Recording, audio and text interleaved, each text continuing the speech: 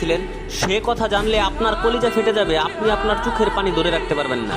সৃষ্টির শ্রেষ্ঠ মানব আজ মৃত্যু সজ্জায়, প্রচন্ড জ্বরে তার শরীর পুড়ে যাচ্ছে, ব্যথায় তিনি বারবার তার কপালে পানির জাপটা দিচ্ছেন আর বলছেন, আহ, মৃত্যু যন্ত্রণা কত কঠিন। ঠিক সেই মুহূর্তে দরজায় দাঁড়িয়ে আজরাইল আলাইহিসসালাম প্রবেশের অনুমতি চাইলেন। নবী সাল্লাল্লাহু আলাইহি ওয়াসাল্লাম আজরাইলকে বললেন, হে আজরাইল, তুমি তোমার কাজ সম্পন্ন করো। রূহ কবজের সেই চরম যন্ত্রণাময় মুহূর্তে নবীজির পবিত্র ঠোঁট দুটি বারবার কাঁপছিল।